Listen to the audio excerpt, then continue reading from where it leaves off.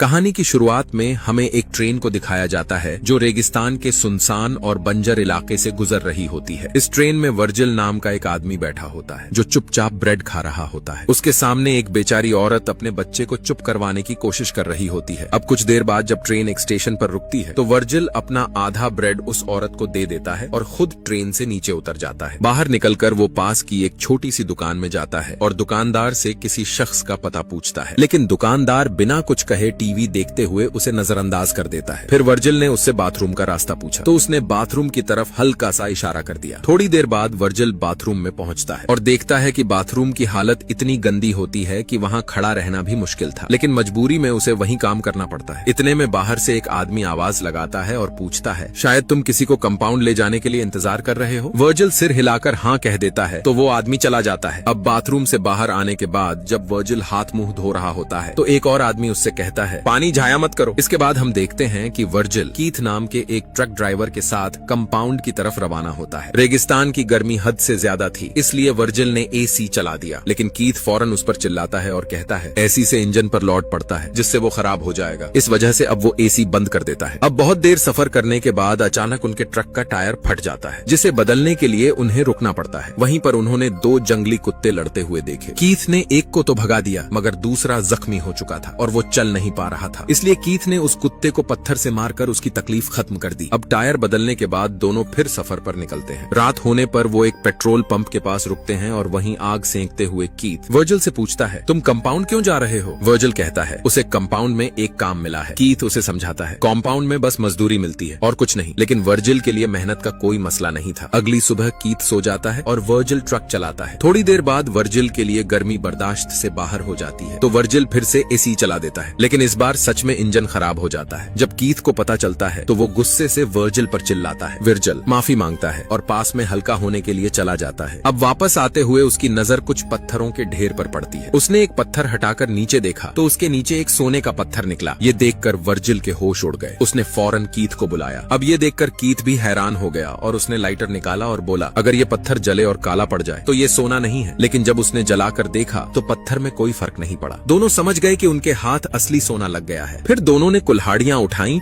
और सोना निकालने लग गए, लेकिन वो इतना बड़ा पत्थर था कि जमीन खोदने के बावजूद पूरा बाहर नहीं आया। अब उन्होंने ट्रक से रस्सी बांधकर खींचने की कोशिश की, मगर ये तरीका भी काम नहीं आया। अब सूरज ढलने लगा और शाम के वक्त जब कीथ लकड़ियां लेने गया तो उसने वर्जिल को समझाया कि इस इलाके में जंगली कुत्ते घूमते हैं जो सिर्फ आग से दूर भागते हैं। जिसके बाद वर्जिल भी कीथ के साथ लकड़ियां ढूंढने निकलता है। रात होती है तो दोनों आग जलाकर बैठ जाते हैं।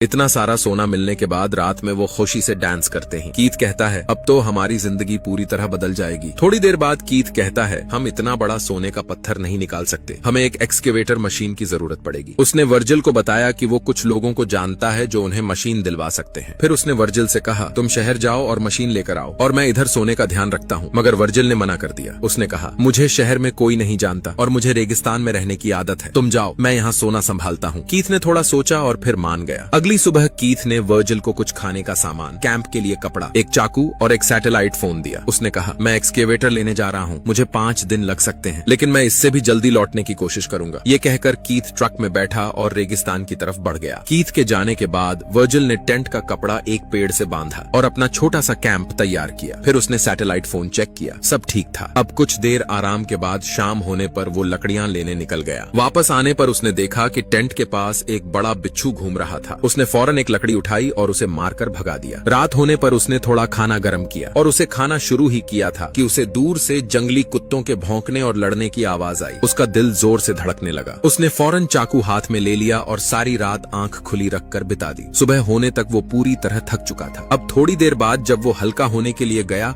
तो वो पानी का इस्तेमाल करते हुए थोड़ा हिचकिचा रहा था। इतने में अचानक सैटेलाइट फोन बजने लगा, इसलिए वो जल्दी से दौड़कर वापस आया, लेकिन इतने में फोन कट चुका था। अब वर्जिल परेशान होकर इधर उधर घूमता रहा और चलते चलते उसे एक पुराना टूटा हुआ एयरप्लेन दिखाई दिया। उसने सोचा कि ये प्लेन रात गुजारने के लिए अच्छी जगह है, लेकिन वहाँ से सोना दिखाई नहीं देता था, इसलिए उसने प्लान बदल दिया। फिर वह प्लेन के टूटे हुए टुकड़े उठाकर अपने टेंट के पास ले आया ताकि वो इसका इस्तेमाल करके धूप से बच सके। अब थोड़ी देर बाद वो थककर सो गया और जब वो उठता है तो उसका चेहरा तेज धूप में जल गया होता है। दर्द के बावजूद वो वापस सोने के पास जा बैठता है और खुद से बातें करने लगता है, जैसे वो उस सोने को अपना हमराज समझने लगा हो। वर्जिल सोने के पास बैठा सोच रहा होता है कि कैसे वो इतनी दौलत को अपने साथ ले जाएगा। तभी उसके जहन में एक आइडिया आता है। वो सोने के बड़े पत्थर का एक टुकड़ा तोड़ने की सोचता है। वो काफी देर तक सोने के पत्थर पर झोर लगाता रहता है और आखिरकार एक छोटा सा टुकड़ा तोड़ने में कामयाब हो जाता है। इतने में उसका सैटेलाइट फोन बजता है। जब वो फोन उठाता है तो उसे स्क्रीन पर कीथ का नाम दिखाई देता है। वर्जिल फौरन कॉल उठाता है। कीथ कहता है, मुझे थोड़ा और वक्त लग रहा है, ट्रक का इंजन बार बार खराब हो रहा है। फिर वर्जिल खुशी से कहता है, मैंने सोने का एक छोटा टुकड़ा तोड़ लिया है। कीथ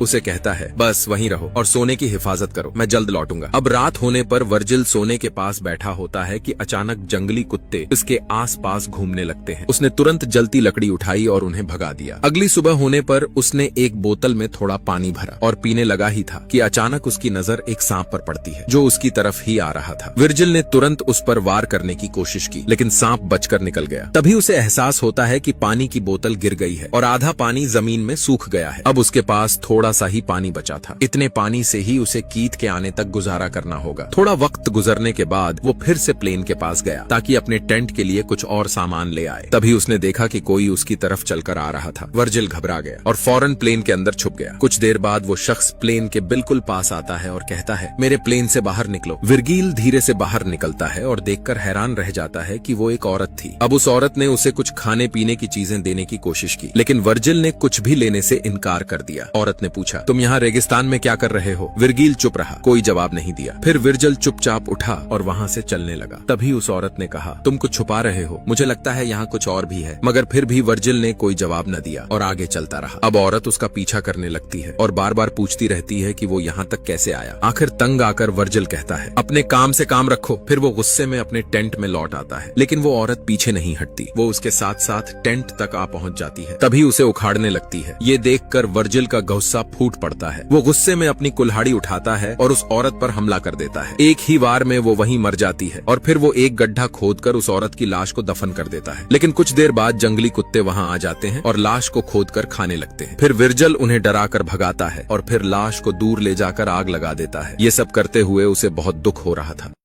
अब अगली सुबह जब उसकी आंख खुलती है तो सैटेलाइट फोन बज रहा होता है। कीथ कहता है, एक्सकावेटर तो मिल गया है, लेकिन मुझे लौटने में कुछ और दिन लगेंगे। ट्रक बहुत धीरे चल रहा है। वर्जिल ने सिर्फ एक लफ्ज कहा, ठीक है। अब उसकी हालत दिन ब दिन खराब होती जा रही थी। एक दिन उसने देखा कि एक ट्रक उसके रास्ते से गुजर रहा है, लेकिन सोने के लालच में उसने मदद नहीं मांगी, बस चुपचाप खड़ा देखता रहा। अब शाम को जब वो लकड़ियां इकट्ठी कर रहा होता है तो दूर से एक बड़ा बवंडर उसकी तरफ बढ़ता हुआ दिखाई देता है। वर्जिल घबराकर अपने टेंट की तरफ दौड़ता है, लेकिन बवंडर इतना जबरदस्त था कि उसका पूरा टेंट उड़ा देता है। वर्जिल जान बचाता हुआ भागता है, लेकिन बवंडर ने उसके चारों तरफ अंधेरा कर दिया था। तभी एक पेड़ की तीखी शाख उसके पेट में आ चुभती है और वो दर्द से चिल्ला उठता है। अब कुछ देर बाद बवंडर रुक जाता है और जब वर्जिल की आंख खुलती है तो वो खुद को रेत के अंदर धंसा हुआ पाता है। वो मुश्किल से बाहर निकलकर देखता है कि उसके पेट में अभी भी वो लकड़ी घुसी हुई है, लेकिन दर्द के बावजूद वो सीधा सोने के पत्थर के पास चला जाता है और वहाँ से रेत हटाकर जैसे ही वो चमकता हुआ सोना देखता है उसके चेहरे पर सुकून आ जाता है। फिर वो हिम्मत करके अपने पेट से लकड़ी निकालता है, जिसके बाद उसके पेट से बहुत खून बहा। फिर वर्जिल तुरंत एक कैन का ढक्कन आग में गर्म करता है और उसे अपने जख्म पर रख देता है। दर्द इतना ज्यादा होता है कि वो जोर जोर से चीखने लगता है। फिर वो पागलपन में अपने चेहरे पर रेत मलता है और वहीं बेहोश होकर गिर जाता है। कुछ देर बाद जब उसे होश आता है तो फिर से उसके सामने एक औरत खड़ी होती है जिसके हाथ में तीर कमान होता है। वर्जिल को लगता है कि ये वही औरत है जिसे उसने पहले मार डाला था, लेकिन वो औरत उस पर हमला नहीं करती, बल्कि उसे पानी पिलाती है और वहाँ से चली जाती है। अगले दिन जब वर्जिल की आंख दोबारा खुलती है तो वो औरत कहीं नहीं होती। उसे लगता है कि शायद ये सब उसका वहम था। तभी उसका सैटेलाइट फोन बजता है। वो कीथ को सब कुछ बताता है। उस पर कीथ उससे कहता है कि अगर वो औरत वापस आए तो उसे भी मार देना। कुछ वक्त बाद वो औरत वाकई फिर से आती है और वर्जिल की मदद करने लगती है, मगर वर्जिल अब भी सिर्फ सोने में ही उलझा रहता है। गुस्से में वो उस औरत पर चिल्लाता है और उसे दूर जाने को कहता है, लेकिन जाने से पहले वो औरत सिर्फ इतना पूछती है, क्या तुमने मेरी बहन को देखा है? मगर वर्जिल चुप रहता है। इसी वक्त वर्जिल की हालत हद से ज्यादा खराब हो जाती है, जिस वजह से वो एक बार फिर बेहोश हो जाता है। कुछ देर बाद जब उसको होश आता है तो उसके आसपास आग लगी हुई होती है और जंगली कुत्तों ने उसे चारों तरफ से घेरा होता है। वो घबराकर कीथ को कॉल करता है और रोकर कहता है कि जल्दी आ जाओ वरना ये कुत्ते मुझे मार देंगे। कीथ कहता है कि वो करीब ही है और कुछ देर में पहुंच जाएगा, लेकिन असल में कीथ दूर से अपनी दूरबीन से वर्जिल को देख रहा होता है। तब जंगली कुत्ते वर्जिल पर हमला कर देते हैं। आखिरकार कुत्ते उसे काट कर मार देते हैं, लेकिन वर्जिल की आंखों में आखिर तक सिर्फ सोना ही रहता है और कीथ दूर से ये सब देखता रहता है। दरअसल कीथ अकेला ही ये सारा सोना लेना चाहता था। कुछ देर बाद कीथ वहाँ ट्रक और एक्सकवेटर के साथ पहुँचता है। वहाँ वो वर्जिल की लाश देखता है और सीधे सोने की तरफ बढ़ता है, मगर जैसे ही वो एक कदम और आगे बढ़ता है, एक तीर सीधे उसके सीने में लग जाता है। वो कुछ भी समझ नहीं पाता और कुछ ही लम्हों में उसकी भी मौत हो जाती है। ये कहानी हमें याद दिलाती है कि लालच अक्सर सब कुछ बर्बाद कर देता है। अगर आपको ये वीडियो पसंद आया हो तो लाइक और सब्सक्राइब करना न भूलें।